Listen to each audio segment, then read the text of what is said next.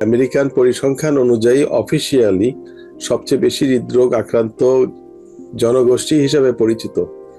4 গুণ বেশি আমরা লোকাল পপুলেশনের তুলনায় হৃদরোগে আক্রান্ত হয়ে থাকি। প্রতিবেশী দেশের তুলনায়ও কিন্তু আমরা অনেক বেশি ধূমপান করে থাকি এবং এই দুইটি সম্মিলিতভাবে আমাদেরকে ডায়াবেটিসের দিকে নিয়ে যায়। সুতরাং আমরা 4-5টা হৃদরোগের যোগী কিন্তু 20-22 বছর বয়সেই পেয়ে গেলাম।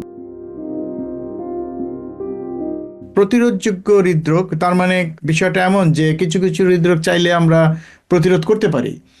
তো সে সম্পর্কে যদি একটু ধারণা দেন, আসলে কিভাবে বা কি হৃদরোগ আমরা মানে প্রতিরোধ করতে পারি, বা সবসময় কি সেটা প্রতিরোধযোগ্য কি না। অনেক ধন্যবাদ আপনাকে আমাকে আমন্ত্রণ জানাবার জন্য। তো আমরা হৃদরোগ প্রতিরোধের ব্যাপারে যেই আলোচনা আজকে শুরু করতে যাচ্ছি, সেখানে একটা কথা বলা উচিত যে প্রাইমারি প্রতিরোধ, যেটা আপনার প্রাথমিক পর্যায়ে, মানে রোগ হওয়ার আগে, রোগ বলতে হৃদরোগ বলতে প্রধান দুইটি হৃদরোগ, যেটা হলো স্ট্রোক এবং হার্ট অ্যাটাক। হার্টের মধ্যে যে রক্ত চলাচল বন্ধ হয়ে যেটা হয় এবং মগজে রক্ত চলাচল বন্ধ হয়ে যেটা হয়, অনেক সময় এবং অধিকাংশ সময় এই দুটোই কম বেশি থাকে একই মানুষের দেহের ভিতর। এটা হয়ে যাওয়ার আগে আমরা যদি প্রিভেন্ট করতে পারি, তা এটাকে আমরা বলি প্রাইমারি প্রিভেনশন। প্রাথমিক পর্যায়ে আপনি কিছু কিছু উদ্যোগ নিলেন যে এই রোগটা যেন আমাদের মধ্যে না হয়, সেটার প্রচেষ্টা। আর সেকেন্ডারি প্রিভেনশন বলতে বোঝায় যে রোগটা যাদের অলরেডি হয়ে গিয়েছে, যাদের হার্ট অ্যাটাক হয়েছে, স্ট্রোক হয়েছে, বাইপাস সার্জারি, স্টেন্ট লাগানো হয়েছে এবং হৃদরোগের আলামত প্রকটভাবে বিরাজমান, তাদের বেলায় যাতে করে এটা আরো বেশি খারাপ না হয়ে যায়, সেটাকে আমরা সেকেন্ডারি প্রিভেনশন বলি। যে সমস্ত রোগীদের অলরেডি প্রতিষ্ঠিত হৃদরোগী বা স্ট্রোকের রোগী বা পায়ের রক্ত চলাচলের রোগী, তাদের বেলায় যারা আক্রান্ত হয়েছেন, যেহেতু আমরা জেনেটিক্যালি অনেক বেশি প্রভাবান্বিত হয়ে থাকি এই সমস্ত রোগীদের দ্বারা, সুতরাং তাদের ভাই, বাবা মা বা ছেলে মেয়ে যাদের, তাদের বেলায়ও কিন্তু প্রাইমারি বা প্রাথমিক যে প্রিভেনশন করা সম্ভব সেগুলির ব্যাপারে মনোযোগ দেওয়া উচিত। প্রধান যেটা হলো যে আমাদের খাদ্যাভ্যাসের কারণে আমাদের হৃদরোগ অনেক বেশি হয়ে থাকে। অধিকাংশ হৃদরোগ কিন্তু প্রিভেন্ট করা সম্ভব বা প্রতিরোধ করা সম্ভব একমাত্র জন্মগত হৃদরোগ ছাড়া। আর যাদের বেলায় ধরেন জেনেটিক প্রিডিসপোজিশন রয়েছে বা জেনেটিক্যালি বাবা মা সবার অধিকাংশ পরিবারের সদস্যের ভিতরে হৃদরোগ রয়েছে, তাদের বেলায় একটু প্রচেষ্টাটা আর একটু কঠোর ভাবে করলে তারাও কিন্তু হৃদরোগ থেকে মুক্তি পেতে পারেন। তো এই ক্ষেত্রে সবার উপরে আসে খাদ্যাভ্যাস, যেটা আসন্ন কোরবানির ঈদে আমরা কিন্তু অনেক পরিমাণে চতুষ্পদ জন্তু খাওয়ার প্ল্যান আছে আমাদের মাথার ভিতরে। গরু, খাসি, ভেড়া আমাদের জন্য প্রস্তুত হচ্ছে। তো এগুলি খাওয়ার পরবর্তীতে আমরা এখন বাংলাদেশিরা আমেরিকান পরিসংখ্যান অনুযায়ী অফিসিয়ালি সবচেয়ে বেশি হৃদরোগ আক্রান্ত জনগোষ্ঠী হিসেবে পরিচিত। 4 গুণ বেশি আমরা লোকাল পপুলেশনের তুলনায় হৃদরোগে আক্রান্ত হয়ে থাকি। আমাদের প্রতিবেশী দেশ ভারত 2 গুণ হৃদরোগে আক্রান্ত হয়ে থাকে এবং পাকিস্তান 3 গুণ, কিন্তু আমরা 4 গুণ হৃদরোগে আক্রান্ত হয়ে আছি।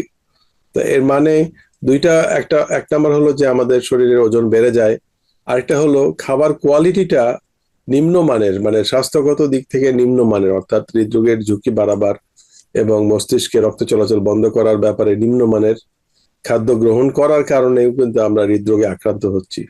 এই জন্য দেখা যায় শতকরা প্রায় 60-70 ভাগ আমাদের স্বদেশী যারা আছেন বাংলাদেশি, তাদের হৃদরোগ হচ্ছে, কিন্তু শরীরটা ওরকম মোটা না বা অনেক বেশি ওজনের আধিক্য নাই। দেহের একটা অংশ, অর্থাৎ পেটের জায়গাটা বেশ খানিকটা উঁচু হয়ে থাকে এবং সেটাতেই কিন্তু আমাদের অনেক বড় বড় ক্ষতি। আর এটার প্রত্যক্ষদর্শী আমি নিজেই, যেহেতু আমি অ্যানজিওগ্রাম করে থাকি এবং এই একটা মানুষের বাহিরের যে অবয়ব সেটা দেখে আমি মোটামুটি বলতেও পারি যে ভিতরে আমি কি পরিমাণ ব্লকেজ পাবো।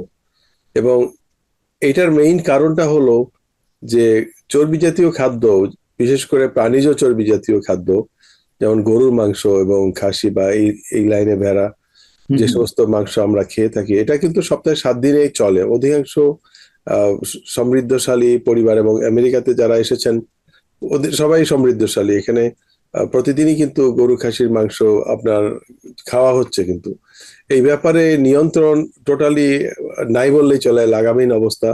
আমাদের প্রচুর পরিমাণে রেস্টুরেন্ট আছে এবং খুবই উন্নত মানের রান্নার প্রণালী আমরা ইউটিউবের মাধ্যমেও জেনে যাই, যার ফলে এগুলির ব্যবহারের ফলে আহ হয়তো অনেকে ভাত খাচ্ছেন না এবং তাদের ওজন ওই রকম বেশিও নাই, কিন্তু সাথে আরেকটা চমৎকার অভ্যাস আমি বলবো, সেটা হলো ধূমপান করা। ব্যাপকভাবে প্রচলিত, প্রতিবেশী দেশের তুলনায়ও কিন্তু আমরা অনেক বেশি ধূমপান করে থাকি, এবং এই দুইটি সম্মিলিত ভাবে আমাদেরকে ডায়াবেটিসের দিকে নিয়ে যায়। সুতরাং আমরা 4-5টা হৃদরোগের যোগী কিন্তু 20-22 বছর বয়সেই পেয়ে গেলাম। সেটা হলো যে আমাদের কোলেস্টেরল হাই থাকে জন্মগতভাবে, খাদ্যাভ্যাস নিম্নমানের, চতুষ্পদ জন্তু খাওয়া হচ্ছে, ফ্যাটি জিনিস খাওয়া হচ্ছে। 3 নম্বর হলো ইদানিং আরেকটা জিনিস হয়েছে, সেটা হলো স্ক্রিন টাইম বেড়ে যাওয়া। আমাদের টেলিভিশন হুম। অনেক বেশি দেখা হয়, সেলফোন সব সার্বক্ষণিক ভাবে আমরা সেলফোনের দিকে তাকায় থাকি, বাধ্য হয়ে, প্রয়োজনে অপ্রয়োজনে, অথবা বিনোদনের কারণে, অথবা যোগাযোগের প্রচেষ্টায়। সেই স্ক্রিন টাইমের সাথে হৃদরোগের কিন্তু একটা মারাত্মক সম্পর্ক রয়েছে, স্ট্রোকের সাথে মারাত্মক সম্পর্ক রয়েছে। আরেকটা হলো এগুলি করতে গিয়ে আমাদের নিদ্রাহীনতা হচ্ছে, ইনসমনিয়া। আমরা রাতের বেলা অনেক কম ঘুমাচ্ছি, কিন্তু যেহেতু সময়টা বেশ খানিকটা আনন্দদায়ক ভাবে পার হয়ে যাচ্ছে, এই জন্য এই নিদ্রাহীনতাটা আমরা অতটা উপলব্ধি করতে পারছি না। ধরেন আমরা একটা ভালো মুভি দেখছি বা প্রিয়জনের সাথে কথা বলছি অনেক দীর্ঘ সময়, দেখা গেলো সকালে উঠে আমরা আমাদের কাজের দিকে রওনা দিচ্ছি, দেখা গেলো ঘুমাবার যে সময় সেটা হয়তো 4 ঘন্টা 4.5 ঘন্টার ভিতরে শেষ হয়ে গেল, এবং সারা সপ্তাহ এইভাবে পার হলো। সপ্তাহ শেষে হয়তো উইকেন্ডে আমরা সারা রাত ধরে হয়তো দেশে আলাপ আলোচনা করলাম। তো এখানে আমাদের স্লিপের কোয়ালিটিটাও অনেক খারাপ হয়ে যাচ্ছে, স্লিপের মধ্যে আমাদের ডিস্টারবেন্স হচ্ছে। আর যারা একটু বেশি ওজন গেইন করছেন তাদের বেলা আবার স্লিপ অ্যাপনিয়া নামে আরেকটা, যেটা নাক ডাকার যে উপসর্গ। নিদ্রাহীনতা এবং স্লিপ অ্যাপনিয়া টোটালি দুইটা আলাদা রোগ, এবং দুইটাতেই অনেকে এক সম্মিলিতভাবে আক্রান্ত অবস্থায় থাকেন। তা এগুলি আমাদের প্রাথমিক প্রতিরোধের টার্গেট হতে পারে যে আমরা ঘুমের টাইমটা একটু এক্সটেন্ড করব। রাতের বেলা আমাদের যে স্ক্রিন টাইম যেটা, টেলিভিশন দেখা বা সেলফোনের ব্যবহার, এগুলি আমাদেরকে কমাবার কথা চিন্তা ভাবনা করতে হবে। খাদ্যাভ্যাসের বেলা হয়তো তো অন্তত সপ্তাহে 3 দিন 4 দিন আমরা হয়তো গরুর মাংস না খেয়ে মাছ, এখানে দামি মাছ যেটা ফ্যাটি মাছ আছে, রুই মাছ বা এগুলি আমাদের আহ, ক্রয়ের ক্ষমতার ভিতরেই রয়েছে, সেগুলির মধ্যে কিন্তু হৃদরোগের সম্ভাবনাটা থাকে না। উপরন্ত এটা আপনার হৃদরোগ প্রতিরোধের বেলায় মাছের ফ্যাট কাজ করছে, কিভাবে কাজ করছে সেটা আরেকটা বৈজ্ঞানিক ব্যাখ্যার ব্যাপার, জি। কিন্তু সেটার মাধ্যমে আমরা হয়তো কিছুটা সচেতন হতে পারি। এছাড়া ধূমপানের ব্যাপারে সুন্দর মেডিসিন রয়েছে, নিকোডার্ম প্যাচ বা এই লাইনের চুইংগাম। এছাড়া আপনার চ্যান্টিক্স নামে যে ট্যাবলেট পাওয়া যাচ্ছে, সেখানে শতকরা 90-95% পর্যন্ত ধূমপান কমানো সম্ভব। আমি আমার ব্যক্তিগত প্রাইভেট প্র্যাকটিসে প্রায় দেখি যে রোগী নিতে চাচ্ছেন না, বলছেন না প্যাচটা দিলে আমি সিগারেটের স্বাদটা পাচ্ছি না ঠিক মতো, অথবা আমি যদি চ্যান্টিক্স ট্যাবলেট খাচ্ছি তাহলে হুম। আমার মনের মধ্যে সে আনন্দটা আর আমি পাচ্ছি না।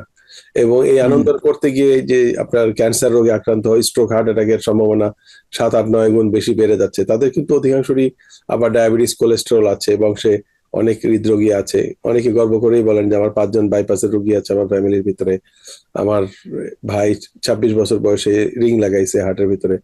এটা একটা মানে একটা হাস্যরসের ভিতরে দিয়ে চলছে, কিন্তু এটার মাধ্যমে যে মৃত্যুর সম্ভাবনা কি পরিমাণে বেড়ে আসতেছে বা অথর্ব হয়ে যাওয়ার যে সম্ভাবনা অনেকখানি বেড়ে আসতেছে, সেটা অনেকে খেয়াল করছেন না। আমাদের স্মৃতিশক্তিও নষ্ট হচ্ছে এই কারণে, ডায়াবেটিসের কারণে মানুষের স্বাভাবিকভাবেই স্মৃতিশক্তি নষ্ট হয়, এবং আমরা মানে লেস প্রোডাক্টিভ চাকরিতে আমরা জড়িত থাকি। যেমন গাড়ি ড্রাইভিং বা উবার, হুম। এই হুম। জাতীয় প্রফেশনে থাকার ফলে আমাদের শারীরিক গঠনের মধ্যে অনেক, স্কেলিটনের ভিতরে আমাদের অনেক ড্যামেজ হয়, আমাদের লাম্বার স্পাইনাল এরিয়া। এবং এটার সাথে সাথে আমাদের ছেলেদের যেই আহ, শারীরিক শক্তি বা দাম্পত্য সম্পর্কের, সেটাতেও আমাদের অনেক দুর্বলতা দেখা যাচ্ছে সেই কারণে। আহ, তো আমাদের সম্মিলিতভাবে অনেকগুলি জিনিস একসাথে চিন্তা করলে হুম। হয়তো হুম। কিছুটা করা যেতে পারে, উন্নতি কিছুটা করা যেতে পারে এই লাইনে। আর যারা ধরেন অলরেডি হৃদরোগে আক্রান্ত হয়েছেন এবং জীবনের মধ্যম পর্যায়ে পার হয়ে চলে গিয়েছেন, তাদের জি। বেলায় আহ, এই একই বিধান প্রযোজ্য। হুম এর হুম। বাইরেও আপনার আরেকটা কমন জিনিস আছে, যে সেটা হলো ব্যায়ামের ব্যবহার। ব্যায়াম করার মাধ্যমে, হয় ইনস্ট্রুমেন্টের মাধ্যমে অথবা ইনস্ট্রুমেন্ট ছাড়া খালি হাতে বা ডাম্বেলের মাধ্যমে অনেক ধরনের ব্যায়াম করা সম্ভব। যোগা ব্যায়ামও করা সম্ভব। এগুলির ব্যাপারে ধরেন সপ্তাহে 1 দিন 2 দিন, যদিও সপ্তাহে 7 দিন 30 মিনিট করে প্রতিদিন এক্সারসাইজ করার বিধান রয়েছে, সেই বিধান তো আমরা কখনো মানছি বলে মনেও হয় না। অন্তত সপ্তাহে 1 দিন 2 দিন যদি এটা করা সম্ভব হতো, সেদিকেও আমি সবার দৃষ্টি আকর্ষণ করব। আর ওষুধ খাওয়ার ব্যাপারে একটা অনীহা কিন্তু আমাদের জাতিগতভাবে রয়ে গিয়েছে। অনেকে বলে আমি লাঞ্চের বদলে শুধু ওষুধ খেয়েই লাঞ্চ করলাম। এটা যদিও একটা মানে মানে হাস্যরসের জন্যই করা হচ্ছে, কিন্তু জি। দেখা যাচ্ছে যে মনের ভিতরে কি পরিমাণ বিতৃষ্ণা, যার ফলে মানুষ ওষুধ শেষ হয়ে গেলে হয়তো অনেকে রিনিউ করতে চান না। আচ্ছা। আবার অনেক সময় ডাক্তারের কাছে যাওয়ার ব্যাপারে অনীহা থাকে তাদের, বা রক্ত পরীক্ষার মাধ্যমে এই রোগের বর্তমান অবস্থান নির্ণয় করা, সেটাও আমরা দেখি যে অনেক অবহেলার শিকার। এই ব্যাপারে আমি সবার দৃষ্টি আকর্ষণ করব যে হয়তো পরিবারের সদস্যদের মাধ্যমে সেই মানুষটা হয়তো উপকার পেতে পারেন। প্রত্যেকে কিছু না কিছু অর্থনৈতিক অর্জন করে থাকেন। সুতরাং একজনের যদি অকাল মৃত্যু বা অক্ষমতা চলে আসে, তখন হুম হুম। পারিবারিক অর্থনীতি সেই ক্ষেত্রে আপনার নষ্ট হবে। এবং যখন লো ইনকাম সিচুয়েশন হয়, তখন ফাইন্যান্সিয়াল অ্যাংজাইটি থেকেও কিন্তু হৃদরোগ অনেক প্রোগ্রেস করে। জি। একটা রিং লাগানো ছিল, পরবর্তীতে দেখা গেলো যে ইনকাম নাই, দুশ্চিন্তায় আছেন, ঘরের ভিতরে মারামারি চলছে, হুম হুম। তখন তাদের হৃদরোগটা কিন্তু খুব অ্যাগ্রেসিভলি বেড়ে যায়। সুতরাং সব দিকে খেয়াল রাখতে হবে। আমেরিকাতে বসে খাওয়ার মতো সুযোগ খুব কম মানুষেরই আছে। আমাদের দেশে যেমন বয়স্ক হয়ে গেলে আমরা হয়তো কাজের লোক সহ, আহ, তারপরেও যারা সমৃদ্ধশালী তারা একটু আরামে থাকতে পারেন। এই দেশে সেই জিনিসটা নাই। দেশে ফেরত যাওয়ার সম্ভাবনাও অনেক কম। তো সবগুলি মিলিয়ে আমাদের নিজেদের সেটাই। ব্যাপার হতে হবে। নিউ ইয়র্ক থেকে সম্প্রচারিত TVN 24 টেলিভিশন, বিশ্বজুড়ে বাঙালির কণ্ঠস্বর।